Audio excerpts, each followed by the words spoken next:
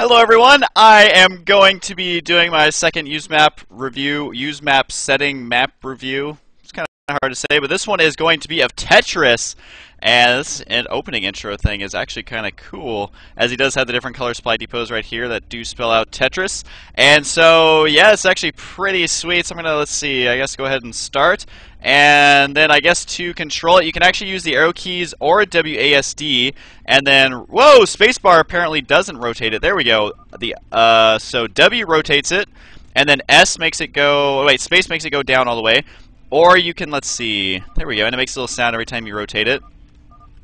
And then the instructions right here, if you guys ever forget it like I do, space does make it go down instantly. Or on the keyboard, you can actually, each time you press the down arrow, it makes it go a little bit faster, which is kind of what we're looking at right now. And so there we go, that's going to go right there. And then, so rotate it is, well, I've been lucky on these straight ones. If only that happened on real Tetris. So there's that. And boom!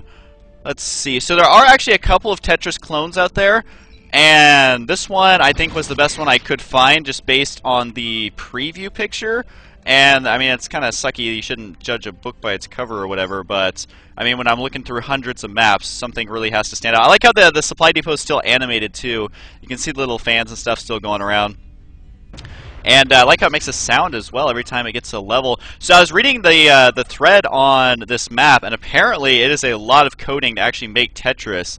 And so while this may look like it's something simple, it's actually pretty complicated. Because I mean, look, he even has this thing right here where it shows you what level you're on. And unfortunately, I can't really, it's kind of hard to tell if it's lining up all the way down, but maybe I'm just blind. And so to advance to the next level, I actually have to get 10 lines, as you guys can see right here. And then supposedly the game does get harder the further down you go, so that's kind of cool. It does have difficulty just like real Tetris. And let's see, get this over here. Oh, that was terrible.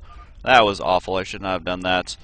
And let's see what else. It even shows you your next piece right here, which you can actually click on the supply depots. And this should be a... Is that going to give me... Yep, got a line right there.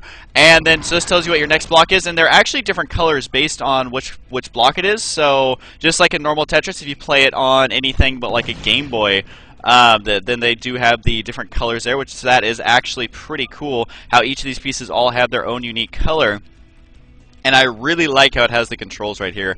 Just because like me, I'm a total noob and I can not remember a couple simple, easy commands. So the only thing is, it's kind of hard to tell how far, like exactly where it lines up, because the tile set of this, see how these things are like kind of at a diagonal angle? It really makes it a little bit difficult to tell where your pieces are going to drop down right away. And the only other thing that's different than normal Tetris is there isn't really a score. So, like the other Tetrises that you may play wherever else, it actually rewards you if you get your pieces down faster, you get, an actual Tetris, so more lines than just one at a time. Oh man, I have nowhere to put this one. How about right there?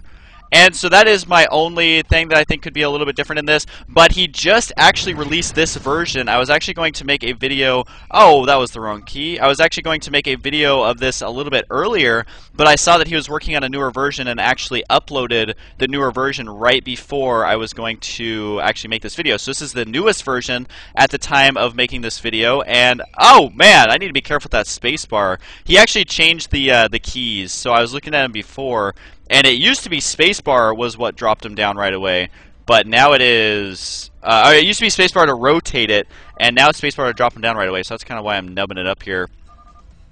And so, there we go, go down, down, down, down, down. And so he did update, he has changed a lot of things already, even within the last hour or so, at the time of making this video, so kind of cool that he's actually still working on it, and he is improving it. And I'm really curious to get to level 2 here to see... I should be almost to level 2 right now. And one thing, I was actually talking to him really quick in his thread, and oh no, are you kidding me? Oh, that's bad where I just put that one. And he said he's actually, oh, that's a bug too. He said he's actually working on, he's making a multiplayer version once he can get all the bugs and this one worked out. So a couple things is that these units, the supply depots do overlap, and if I was to rotate this right now, it actually gets stuck on each other. So I think that is one thing he is working on. And heck, let's just try. Actually, I need to bump this down a little bit if I can, to at least get a couple of lines going. So now I am on the next level, so apparently you click it. Oh, it cleared it out. So I'll have to bring up a bunch of more pieces to show you exactly what I mean. So one problem is that you can rotate the blocks while they're basically in a position that they shouldn't be able to be rotated in, and then they will get stuck. But that is something he said I believe he is working on. So this right now is kind of a minor bug. Let's see if I can kind of emulate that right now. So if I go like this, so once it gets down here, it shouldn't be able to rotate, but see how I rotated it there and actually got it stuck? So that is one problem he will have to end up fixing. But I think he basically has the majority of the map working, and if you are a Tetris fan and you think playing it in StarCraft II is pretty cool, which I am a huge use map settings fan, at least in StarCraft II, they're turning out to be absolutely awesome. Yeah, see, like right there, it got stuck as well. And so just one thing to keep in mind if you're going to be following this map. There will be a download link in the description. And whoa, man, I am really dumbing this up pretty hard, and I hit it again.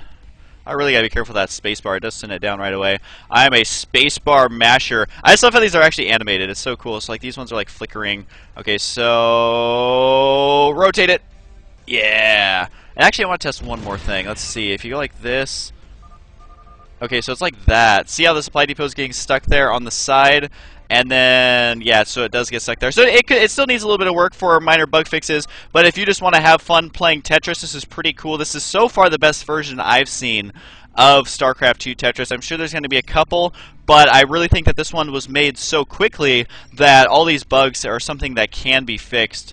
I mean, yeah, there is a couple of bugs, but hey, man, it is still definitely playable, and it is in a shareable state. So I'm going to go ahead and upload this video and show it to you guys. And he did want me to mention that he is going to make a multiplayer version so you can play against your friends. That would be pretty cool.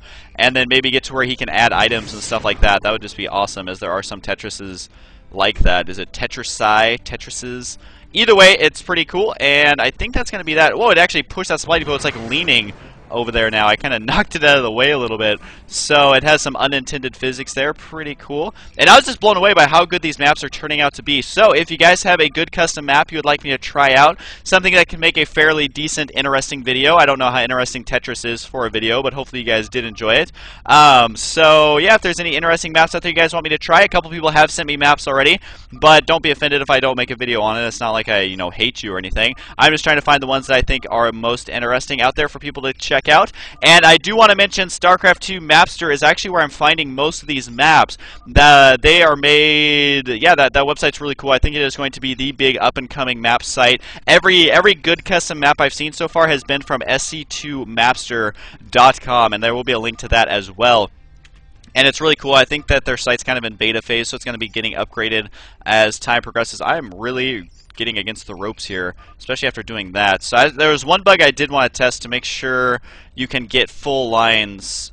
Oh, that was the wrong key, so I can't do that. So game over. So that does work once you get all the way to the top. And that is going to be that, and then it just restarts you over to level number 1. So boom, boom, boom. And we are just going to end this game out right now. So that is it, guys. I hope you guys enjoyed it, and I will see you guys next time in my use map setting game review number 3.